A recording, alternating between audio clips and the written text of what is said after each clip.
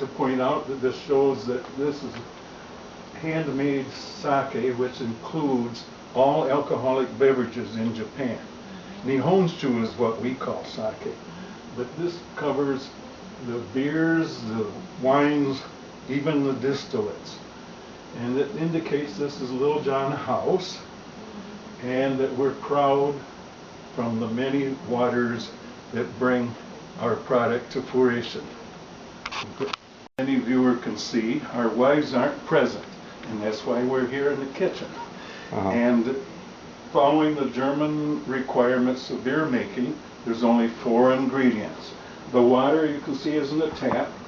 We're using liquid malt extract, and we have both bittering and aroma hops. Our yeast is carried over from our last batch of oatmeal stout.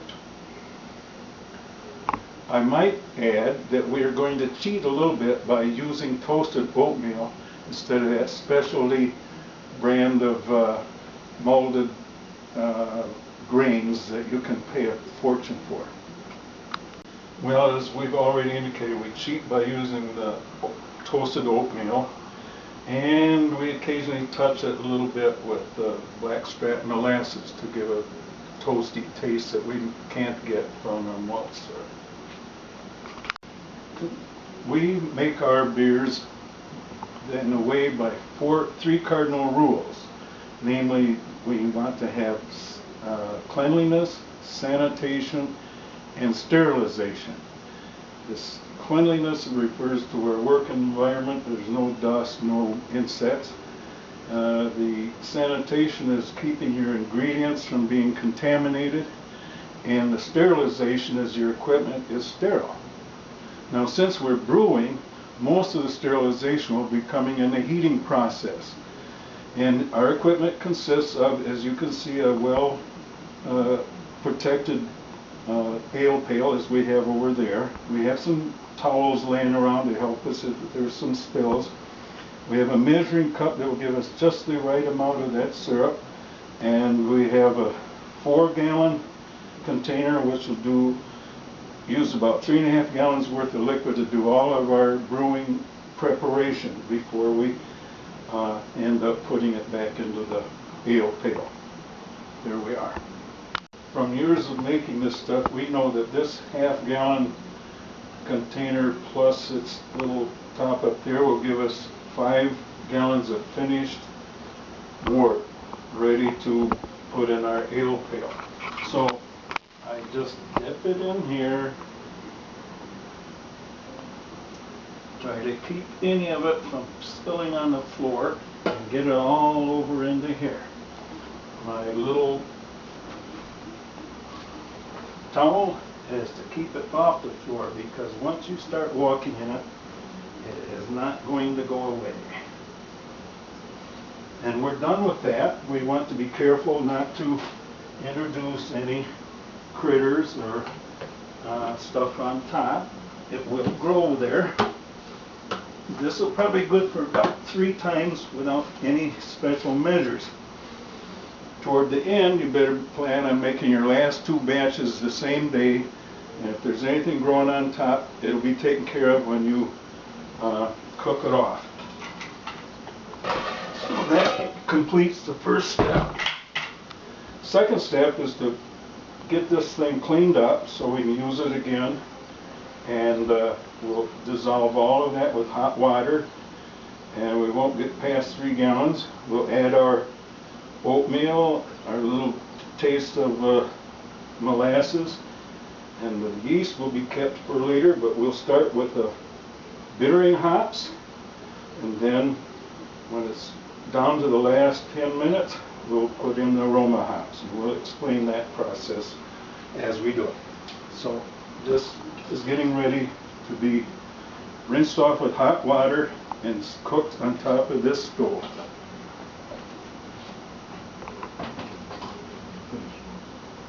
No, this is simply the process of using another instrument to pour hot water on top and rinse this off sufficient to use it for the remaining process of getting the malt dissolved.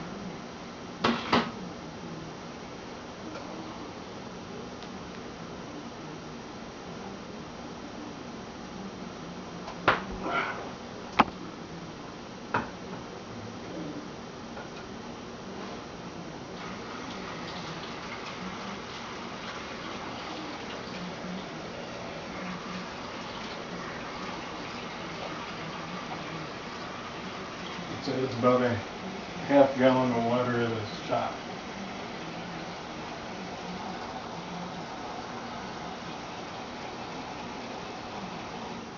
I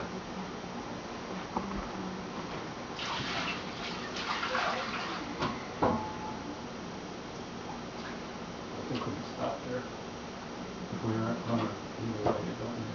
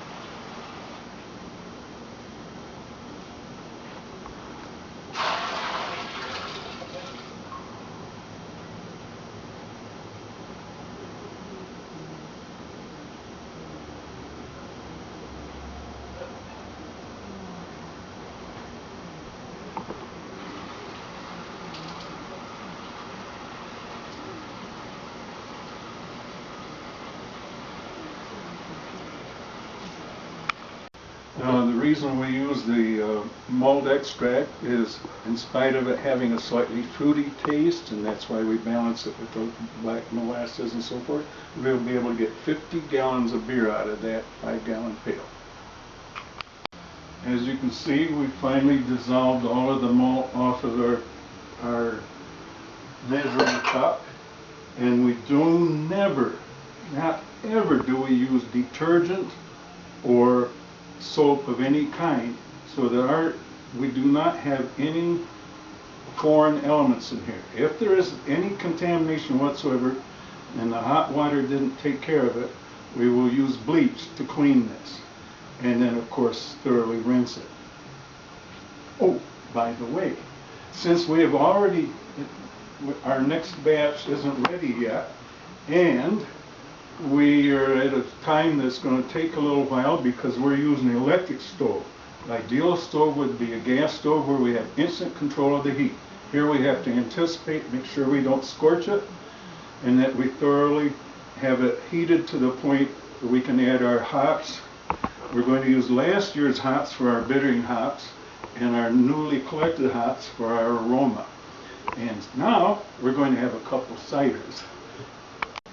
Now we've got our wort starting to boil, approximately between 3 and 3.5 gallons. We measured out what we're going to use for bittering hops. There's almost 2 ounces of dry weight here, and it will be, we're just got a slight rolling boil. And we're going to put this in, followed by about a quart of toasted heater, and giving us a head bite, which normally isn't easily available from the malt syrup. If you use a dry malted powder or actual malted grains that are already roasted, you will get that kind of material already. But in this case we don't have it, so that's why we use our thing. You might have noticed there's some yellow orange powder. That is good for aroma as well as for our bittering stage. But what we're doing is we're using last year's hops as our bittering hops. These were aroma hops last year. We keep things in very tight containers, making sure that it's dry when we put it in there so that there's no mold or other thing that can grow because of trapped moisture. We want to exclude that moisture. You'll notice this dry net bag.